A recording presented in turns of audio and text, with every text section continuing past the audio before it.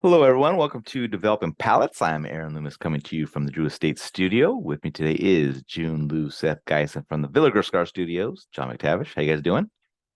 Doing well. Doing good, man. It's got a kind of fall feel, It's got a little bit of Christmas in the air in the morning. It's like, turn the lights on now a little bit earlier in the night. It's like, all right, man, we're getting into fall. And you know what I love for fall? Cameroon wrappers. That's right. That's right.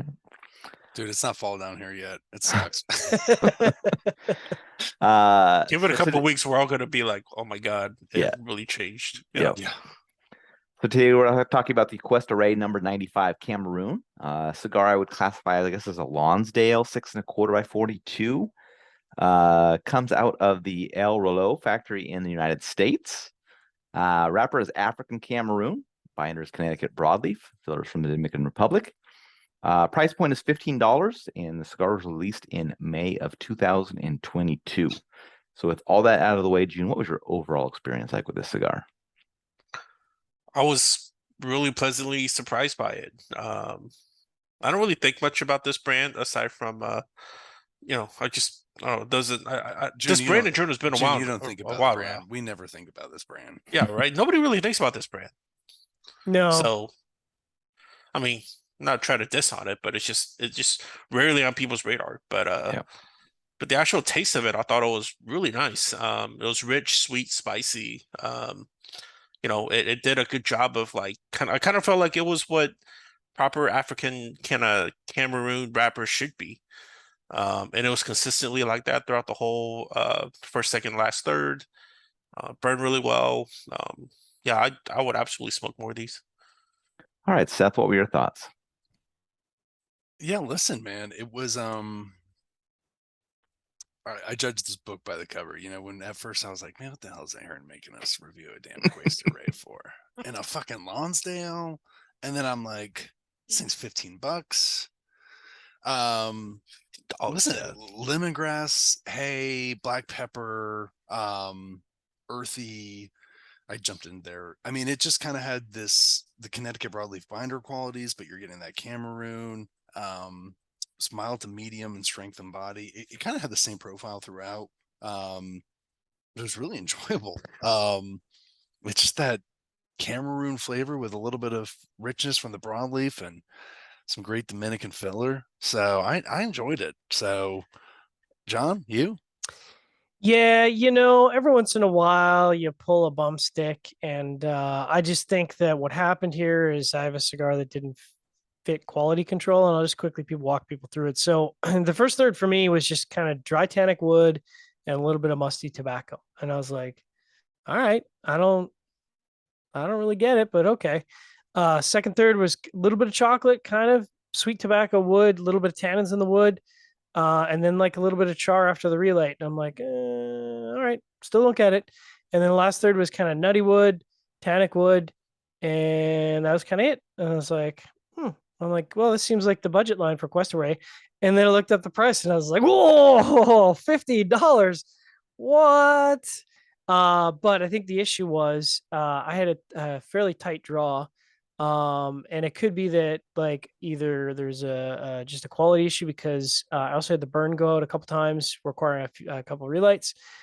So bad draw, bad burn. It had to have impacted the flavor, and it sounds like everyone else had a good experience. So I'm assuming, like I said, it's a handmade product. These things happen, but it goes to show what a different experience you have. Because for me, this was like straight average. There was nothing about this cigar that stood out, and I was like, man, I would not have paid $15, and if I did, I'd be having to talk to the store owner. So, Aaron, what about you? Yeah, for me, the cigar started with a lightly toasted cedar, mushroom mustiness, and a faint bitterness. That bitterness dropped out fairly quickly as some earth and baking spice joined a little bit later. Second third saw a burning paper note join and some chalkiness a bit later. And then the final third saw the bitterness rejoin, the mushroom note from the mustiness and the baking spice departed. It took a little bit for the cigar to get going for me, but it became good kind of halfway through that first third. But then the second third saw a drop in enjoyment as that burning paper joined in and kind of maintained that level the rest of the way. Strength is really low on this cigar, so it's something that anybody could smoke. I mean, even if first time smoker or you just are averse to strength, like this cigar, it would probably fit in pretty well. But that burning paper and the chalky notes just kind of held this back for me. If that second half of the first third had kind of gone a little bit longer and dodged those notes, I'd be up kind of where Jiunn and Seth are at. But I don't know if more time would help that out for this or not. But it's got a high price point. It's hard to get. You can only get it at the factory. So it's just not something I'm gonna kind of chase down. So Oh, really? This is a factory only release? factory exclusive. That's kind of cool. Oh, Yeah. So if I came across it, if I went down to the factory again, I'd revisit it for sure. But I'm not gonna chase find a mule to get me some right now at the moment. So Is that Ybor City, right? Yeah, it's in Tampa. Yep. Yep. All right, we'll get into the scores. Start at the top with Jiunn, 7.17. Seth gave it a 6.82. I gave it a 5.95, and John gave it a 5 even. So Jiunn had that 7.17 matchup for you. John's face, just every score. Damn. No, this is like so far probably top 10 for me this year. I know I know it's a long season of new cigar releases that we're gonna review, but at this point, this is like some of the best that I've had this year so far. So sucks that it's a store exclusive though, or factory exclusive. Might have to ask somebody, and I have no idea who the fuck lives over there. But it's like, hey, you want to who's probably closest is maybe Trip. He might be close enough now. Oh, that's right. He moved. That's right. He recently moved there. Yeah. Hey Trip, what's going on, buddy? New Jersey. How you Was been, in, Trip? How are Washington. things? Hey Trip, how are the Trip tattoos moved. and Yeah, that's piercings right. going?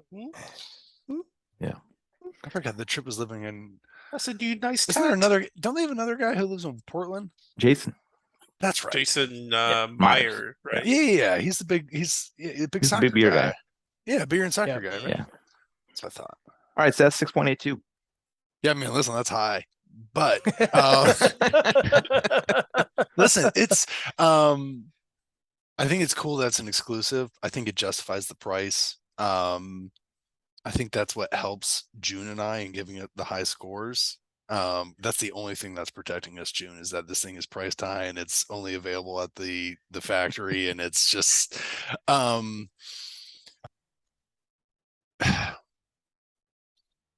I think this is great how it is, but I can just see if this I don't know, it'll either stay like this and be enjoyable, or it'll just fade away, or they'll try and take it nationally and then they'll screw the pooch on it. I really liked it. I think if it had some old school qualities to it, I think there's a story with it. I think it'd be a lot better if we were down in the factory smoking these things. Make that happen. I do see this being more of a cigar that gravitates towards certain palates. Like I don't think John will ever go crazy. I think John could appreciate it, but I don't think it's John's type of. I don't know. I'm not criticizing. So it's just it's a funky size. I dug the size. It's a cool. I think they're trying to make it old school. And I like it, but the price is pretty average for 2022. Yeah, I mean, it's not that bad, you guys. $15 nowadays. No, it really isn't. I mean, for a factory it's exclusive on top of it, it's not bad. It's not bad when you look at it especially for a factory exclusive. Yeah, if you're rolling it in the United States, man. Yeah, with a Cameroon wrapper. True. So it's just painful. Yeah.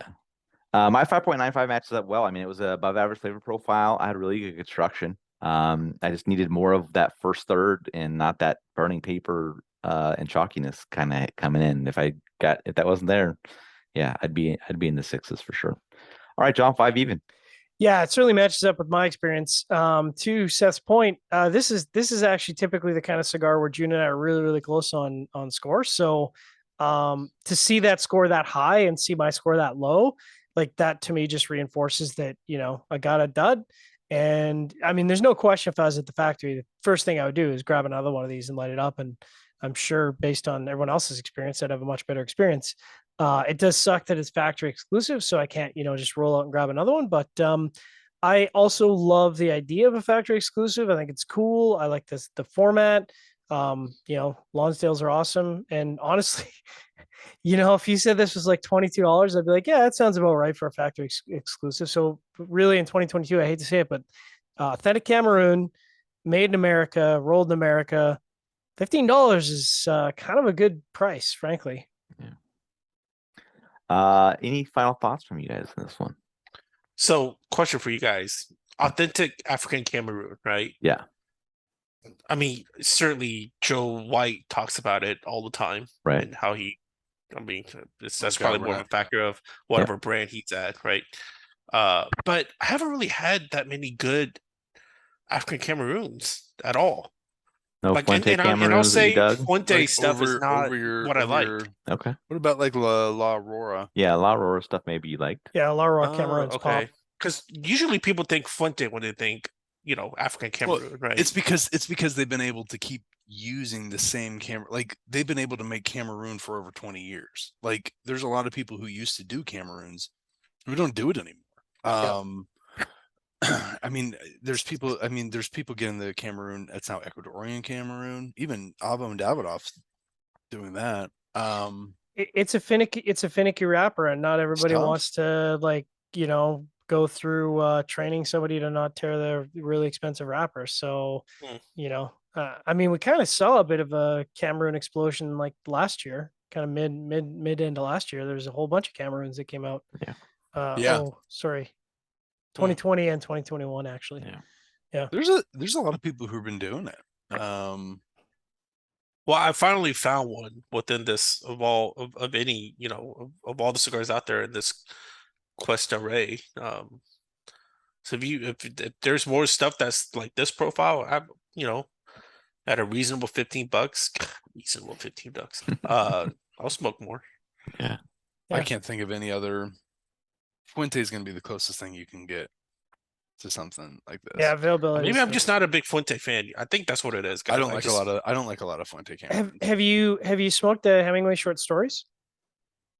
I went through all of the Fuente stuff like maybe 7-8 years ago, and it's just been one dud after another. It just didn't hit my palate. So Hemingway short I stories. collected a bunch of them. I have a shit ton in the cooler. I'm like, why do I have these?